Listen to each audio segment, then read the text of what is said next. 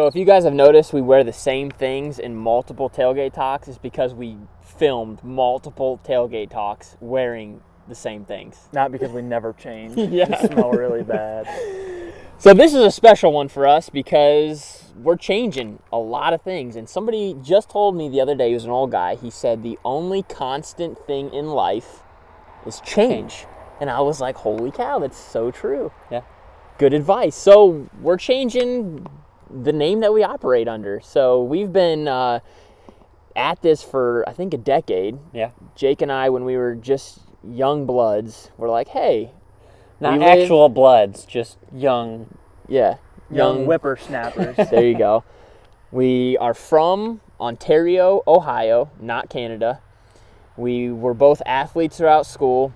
Somebody gave us the name Otown at one time or the other. We were like, let's throw outdoors on the end of that and start releasing hunting videos. That was the thing to do. It was. It still is. Yeah. And that's part of it. Part of the name of the game. Right. So we, now that we've been, kind of expanding a little bit and releasing more videos, pictures, we are very, very passionate about what we do, and it's really just the way that the three of us express ourselves. I mean, it's just who we are. So we wanted to come up with something that represented us a little bit better and what we feel like we portray.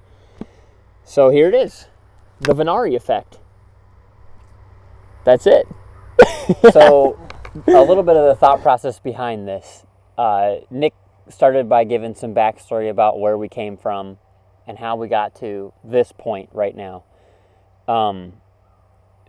For us, it seems like there are a lot of people out there who, with a hunting show or not, claim that hunting and fishing and camping, hiking, whatever it is their lifestyle, quote unquote.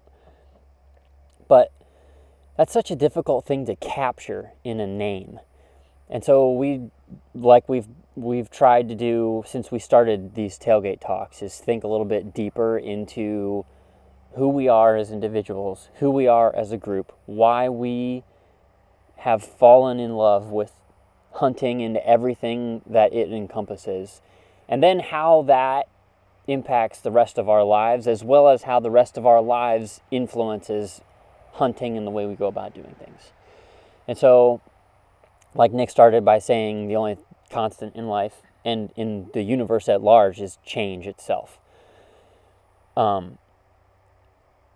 It seems like right now is probably the best time for us to try to do this because we're growing as individuals. I've got a young family that I started, so my life is changing daily, it seems like.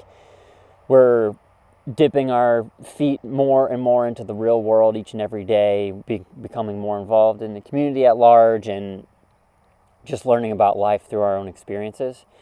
And so language seems to be the best place to start.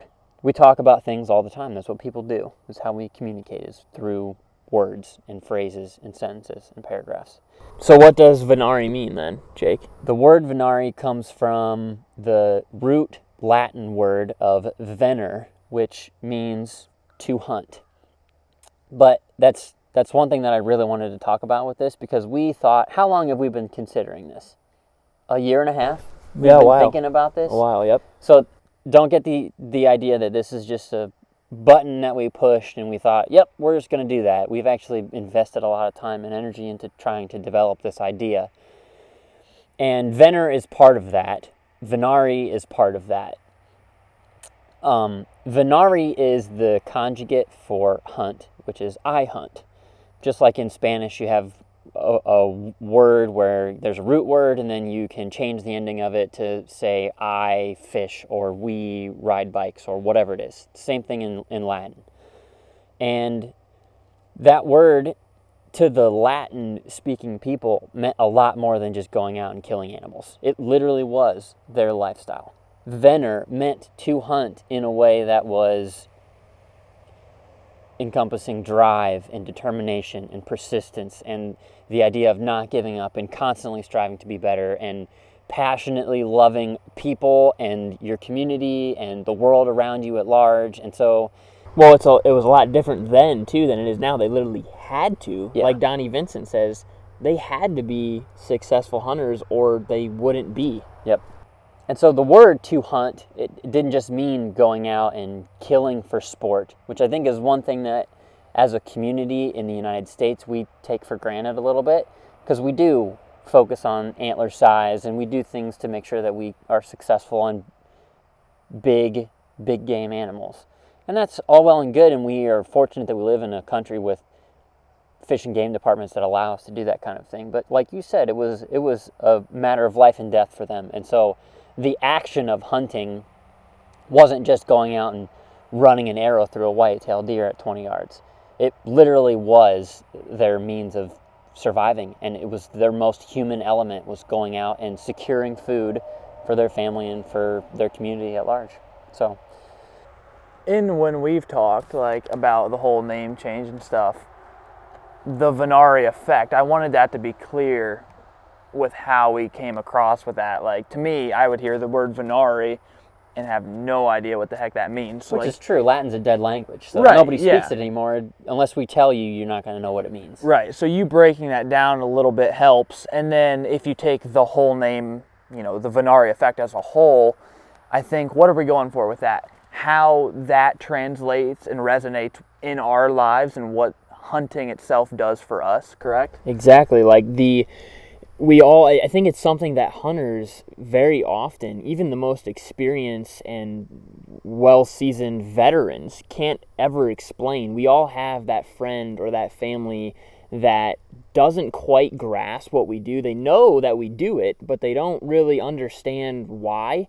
And the Venari Effect is how it makes us feel. The 10 seconds after you release an arrow, or the 2 seconds of slow motion right before you pull the trigger on your release. Exactly. All Or of when that you're stuff. sitting behind your first turkey as a kid, that feeling that you know what it feels like, but even the most well-spoken individuals can't really convey, you know, what they just felt. And we've all been there. The people that are like the three of us that know exactly what we're trying to say but really can't put it into words, that's the Venari Effect. That's what we've all experienced but so often can't really understand. We can't put words to it. Right. And I think this is going to be a really funny thing to go back and look at, but there, and I'll see if I can find the link, and if I can, I'll put it up in the corner here.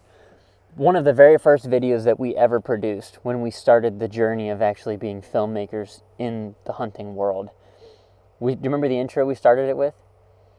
It's who we are. Yeah. It's in our blood. Yep. It's what we do. We are hunters. And like, that sounds really cool if you put some snazzy music underneath it and some graphics, but like, what the heck does that even mean? Right. It doesn't mean anything. Aside from the fact that you're speaking words in the English language that most people can understand. Right. But you don't get at the root of actually what's going on in your head and in your heart and in your soul by Right. saying those things. When I think of the Venari Effect, I think of like the bird you shot this spring, and like, you know, we were sitting there and like those emotions just pour out, you know, you like slap my leg and you take yeah. your hat off and you're like, dude, like what just I happened? can hardly Or- breathe Yeah. for like a full minute. Or, you know, Jake, you know, shoots a deer at 30 yards and puts a great shot on him and texts us or calls us and is like, I think I just stuck a good one. Like those moments that like they go by like this and we're not even really like present when it's happening. You know what I mean? You're They're almost just- outside yourself. Yeah, that's what we want to convey, and that's what we want to kind of put in the limelight and make known. Like we all do it, and I think a lot of people even rush through it sometimes. Right. They don't appreciate it, and I think it's something that needs to be appreciated and respected by all hunters, because at the end of the day, we're all on the same team. We all experience the same things in some way, Yep. some fashion. Yep. And yeah, it's just the passion that we see and that we obviously want to convey to the viewer. I think the name change is also a reflection of how we've grown as people. Before, you know, you'd shoot a deer and you did kind of rush through, and I think recently we have really tried to take the time to slow down and be a little bit more present. Yeah. You can only do that to so much of an extent because you're so jacked up. And You're spot on. but we've tried to really slow things down, and you don't just pick up the turkey and throw it in the bed of the truck and leave. Like, we've tried to, spend a little more time in the woods and soak up those moments, because looking back, they never last long enough, and you'll never get enough of them. And I don't know about you guys, but my memories for the last couple seasons are so much like stronger and so easier to recall because of that. Like, the fact that we're taking those conscious efforts to do so, I feel like my memories are so much clearer than they used to be, because we like I said, take the extra step in doing that. Well, I think that's one of the things that ties us back to the old world and the Latin-speaking people who did sustenance living, hunt and fish and gather for their food. And that's that in our world today, we take a vacation day or we go to the woods after we get off work, and if you're successful, like, you take care of it, and then the next day you got to get up and go back to work. And what most people do in their normal daily lives outside of hunting has nothing to do with the hunt that they just had. Right. Those people, I would venture to guess that their mind never stopped thinking about the successful hunts that they had, because every day that they lived off of that food and worked on that hide and used the bones to make tools was a reinforcement of the emotions that they felt when they actually shot the slingshot or used a bow and arrow or a spear to kill that game animal. That's actually a really good point, and it's a little different now. I mean, a couple days after you shoot a deer, you're probably going to Wendy's and grabbing a hamburger rather than eating that meat. But I still think I find a way to continue that memory, and even just telling the story for as long as I can after that. Anybody that'll listen to me, they're going to hear about it. Or just finding any way, you're cleaning up a skull for a European mount, or we kind of have found ways to continue that memory and live that out a little bit more than maybe just after that exact moment. Well, there's a lot of people out there too who are talking about, like, the idea of hunting and how we do it for food, and what are the true reasons for why we hunt, why that is a heritage that lives on in this country and in our community of people. And again, that's something that's so difficult to capture, because often those reasons, they speak about the emotions, but it's not all wrapped into one package. And I feel like the thing we're trying to convey in the Venari Effect is all of that stuff wrapped together. It's our personalities, it's how we've grown and changed, it's our connection with nature and with God and with the people of the past who did the same things that we are, and with the emotions that we feel, and with the food that we gain from doing it. Mm-hmm. So, and last but not least, I think a final bow to the name change and the brand change for us is, you hear a lot of guys say, we're just like the average guy, or we're just like the normal hunter. And although that may be true, we truly believe and encompass that. Like, we have full-time jobs, families, houses, bills to pay, schooling.